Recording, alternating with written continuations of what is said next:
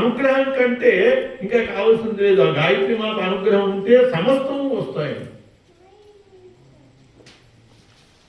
అందువల్ల మనం ఆ బుద్ధి ప్రచోదనం కోసమని గాయత్రి జపం చేయాలి, బుద్ధి ప్రచోదనాన్ని పొందాలి.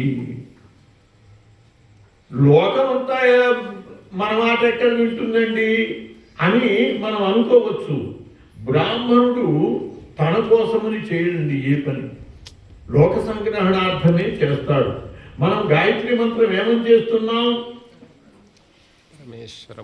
ధియో యో నహ ప్రచోదయాత్ అంటున్నాం, ధియో యో మమ ప్రచోదయాత్ అంటారు. చూశారు, నా బుద్ధికి ప్రచోదనం కలిగించు అని మనం కోరం. ఏమని కోరుతాం? మా బుద్ధులకి. అంటే ఒక్క బ్రాహ్మణుడు గాయత్రి చేయటం ద్వారా యావత్ సమాజంలో ఉన్నటువంటి వాళ్ళ యొక్క బుద్ధులకి ప్రచోదనం జరిగి యావత్ సమాజం బాగుపడుతుంది. ఎంత విశిష్టమైనటువంటి లోక సంగ్రహణం ఉన్నదో చూడండి. బ్రాహ్మణుని యొక్క నిత్య విధిలో ఎంత లోక సంగ్రహణం ఉన్నది. కేవలం బుద్ధి ప్రచోదనం కోసమని అయితే గాయత్రిని మనం చేయటానికి సిద్ధం కాదు. గాయత్రి వల్ల సమస్తము ఉన్నాయండి. గాయత్రి యొక్క శక్తి ఇంత అంతా కాదు. నేను స్వయంగా నా అనుభవంతో చెప్తున్నాను.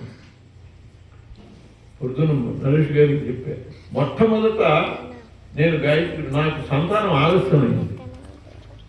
ఆ గాయత్రి మాత యొక్క అనుభవాన్ని నేను ఏదో శాస్త్రం పెట్టుకునే స్వయంగా నా అనుభవంతో చెప్తున్నా వినండి. మీకు విశ్వాసం కలగాలంటే ఆ స్వానుభవం చెప్తే కలుగుతుంది.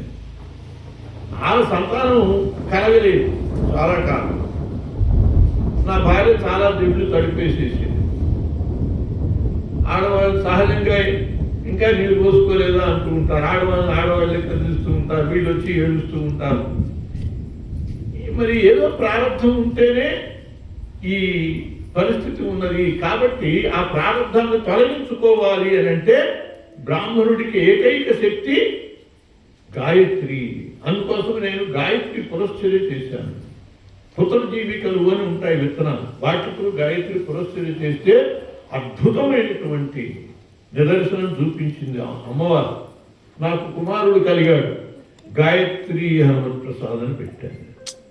గాయత్రి అని, మొగాడికి గాయత్రి ఏమిటి అని అనిపించవచ్చు, కానీ ఆ తల్లి అనుగ్రహం అది. అమ్మాయి కనుక పుడితే మా అమ్మ పేరు లేకపోతే వాళ్ళ అమ్మ పేరు అనుకున్నాం. అమ్మాయి పుట్టింది, కానీ ధనిష్ఠ నక్షత్రంలో పుట్టింది. ధనిష్ఠ నక్షత్రంలో పుడితే గా మీద పెట్టాలి. ఓహో, ఇంకా పిలిపించుకోవాలని నా చేత ఆ తల్లికి కోరికగా ఊరు అని మా అమ్మాయికి కూడా గాయత్రి అనే పేరు పెట్టాను. అంతటితో ఆమె అనుగ్రహం కాలేదండి. మనం కూడా కొన్ని చిలిపి ఆలోచనలు చేస్తూ ఉంటాం భగవద్ విషయంలో కూడా. నాకు అనిపించింది, నిజంగా గాయత్రి మాత ఇంత శక్తి కలది కదా, ధనం కూడా ఇస్తుందా అని పరీక్ష. అది తప్పు. నేను అలా అమ్మవారిని గురించి ఆలోచించకూడదు, కానీ దానికోసం చేద్దామని చెప్పి చేశాను. చేస్తే అద్భుతం అండి. కళలోనే చూస్తాం ధనం, అట్లా నేను ధనం చూశాను.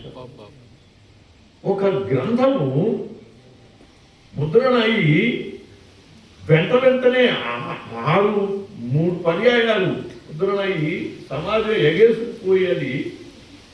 ఆ డబ్బులని నేను తీసుకోవటంలో నాకు శ్రమ ఏర్పడ్డది. అప్పుడు 10,000 ఉండే మొత్తం వాటి ఆ జేబులు ఈ జేబులు అన్ని జేబుల్లో కుక్కున్న డబ్బులు అట్లా వచ్చే కళ్ళలో మాత్రమే చూడగలంటే ఆ తల్లి యొక్క అనుగ్రహం ఎట్లా ఉంటుంది అని చూశాను. చాలు తల్లి, నీ దయ ఎలా ఉంటుంది అని నేను చూశాను. ఇది నేను అనుభవించడానికి కోసమని కాదు అని చెప్పి ఈ మొత్తం మూట కట్టి నెల్లూరులో జయభారత హాస్పిటల్ అని కడుతుంటే సంగమేశ్వర శాస్త్రి గారు అని ఆయన ఆధ్వర్యంలో జరిగేది. మొత్తం మూట తీసుకువెళ్ళి ఆ సంగమేశ్వర శాస్త్రి గారు. ఆ తల్లి యొక్క దయ ఎట్లా ఉంటుంది అంటే, మీరు ఏదో ఊరికే బుద్ధి ప్రచోదనం కోసం చేస్తానులే అని అనుకుంటారేమో, ఏది కావాల్సి అది ఇస్తుందండి అమ్మవారు. అంత దయ అంతే అనుకున్నా నేను.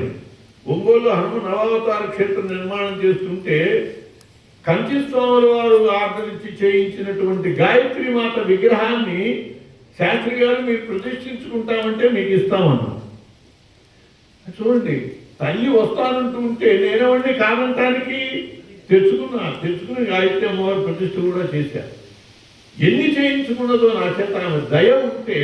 అదిగో ఇప్పుడు ఆ గాయత్రి అమ్మవారి ఫోటో ఇట్లా ప్రదర్శనలో పెట్టారు చూడండి. మనకి కంప్యూటర్లో ఉన్న గాయత్రి మాత చిత్రం అంతా కూడా తప్పండి. మీరు ఒక మాట ఆ ముక్తా విద్రుమహేమని